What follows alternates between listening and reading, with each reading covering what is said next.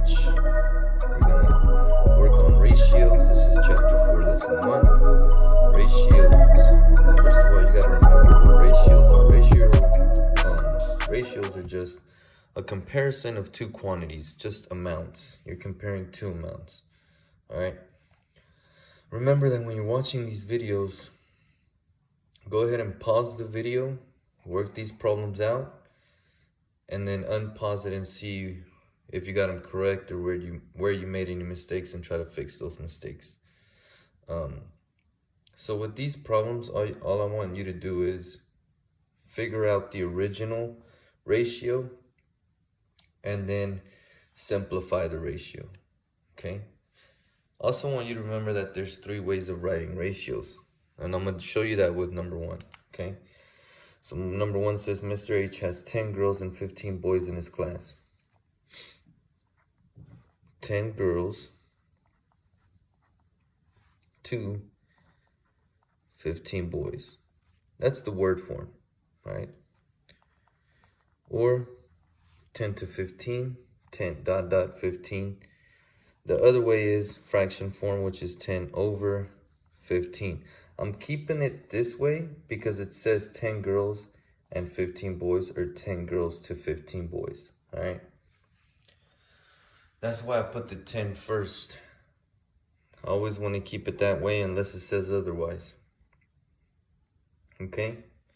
So now that you know that 10 is girls, you should always label everything, that way you know what the numbers represent. So now we can simplify. You've been simplifying fractions forever, so let's use a proportion to simplify. What can we simplify these by? If it ends with a 0, it ends with a 5, it's divisible by 5. 10 divided by 5 is 2. 15 divided by 5 is 3. That's the simplified ratio. So our original ratio was 10 girls to 15 boys. Simplified is 2 girls to 3 boys. Now, ratios, you can say it the other way too, and it's still correct. 3 boys to 2 girls. Okay? The only reason why I wrote it 10/15 because that's how it is written first on the problem, right? You know, you could also get asked, what's the ratio of girls to total students? That would be written as 10 girls to 25 total students, right? This can also be another ratio.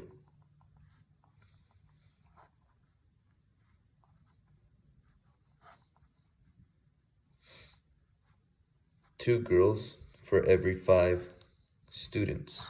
Does that make sense? So start thinking about the multiple ways you can see this ratio, or a ratio problem asked. You know what I'm saying?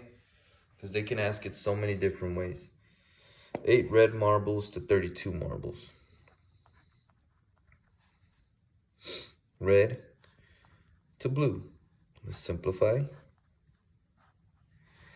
Now, if you can't think of like the greatest factor that they both share, what you should do is just divide by 2. If you know the numbers are even, go ahead and divide them by 2. Let's do that. You'll get 4. 16, right? It's 32 divided by 2 is 16. Again, if you can't do that mentally, go ahead and come out here to the side or to the bottom and work a division problem out. See? It is 16. All right, but that's not simplified because that's a 4 and a 16. Those are even. You can simplify them again by 2, or do you see a bigger jump? Hopefully you see that it's divisible by 4, right? Because 4 times 4 gives you 16. 16 divided by 4 is 4. Original ratio, 8 red marbles to 32 blue marbles. Simplified ratio is 1 red, 4 blues. So for every 1 red marble, there are 4 blues. For every 4 blue marbles, there's 1 red. Does that make sense? Okay, now, this one, the reason why I want you guys to start using proportions to simplify and definitely pay attention to these equal signs, that means this is equal to this, it's equal to this. These are equivalent ratios. They're all equal. They equal the same thing. Essentially, they equal 1/4, right? Okay, let's keep going. 21 cars to 75 trucks. You can write it this way. But when you want to simplify it, hold up. Let me go back, okay? Because ratios can be written as decimals too. Do you remember how to turn a fraction to a decimal? Numerator inside the house, denominator out. Add a decimal at a zero, bring your decimal straight up. 4 doesn't go into 1. 4 times 0 is 0. Bring down your 0. 4 goes into 10 twice. That's 8. Add a 0, bring it down. 4 goes into 20 5 times. What does this 2500ths mean? It means that there's 2500ths times as many red marbles as there are blue marbles. So if I were to do 4 times 25, I'd get 1. 2500, sorry, I'd get 1. So for every 4 blue marbles, there's 1 red marble. Why? Because there's 2500ths times as many red marbles as there are blue marbles. Quick little reminder, go ahead and work this one out as a decimal, make that one a decimal. You should know that that's a repeating decimal. And let's get back to this one, 21/75. This one's kind of tough, but you know that 3 times 7 gives you 21, right? This one's cars, this one's trucks. So this one should be cars and trucks as well. 7 times 3 gives you 21. What times 3 gives you 75? Is there even a number times 3 that gives you 75? Yes, 25. So let's divide these by 3. This is 7. And this is 25. See that? For every 7 cars, there's 25 trucks. For every 25 trucks, there's 7 cars. Let's keep going. You see how ratios or quantities, like I'm comparing amounts. 10 to 15, 8 to 32, 21 to 75, and lastly 14 to 30. Okay, those are amounts. 14 crayons to 30 markers.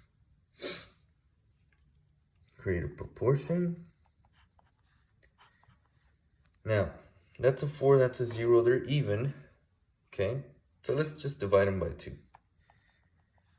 Because I don't think 30 has a factor of 7 in it. 7 times 2 is the only way you can get 14. 14 divided by 2 is 7. 30 divided by 2 is 15. Original ratio is 14 cars to 30 markers. 14 crayons to 30 markers. The simplified ratio is 7 crayons to 15 markers, or 15 markers to 7 crayons. That makes sense? You know what? Let's try turning this one to a decimal. Let's see what we get. 15 goes into 70, 15, 30, 45, 60, so 4 times.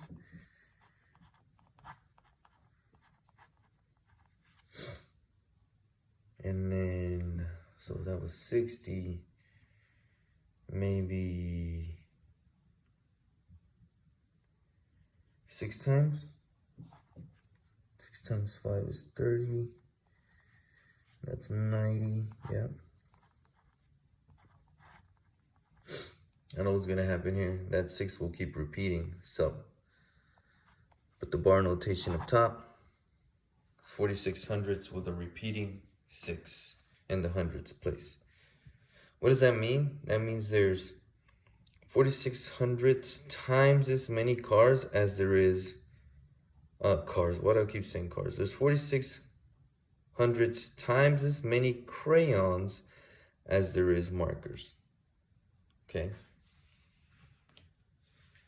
Just a quick little lesson on ratios, a couple of example problems.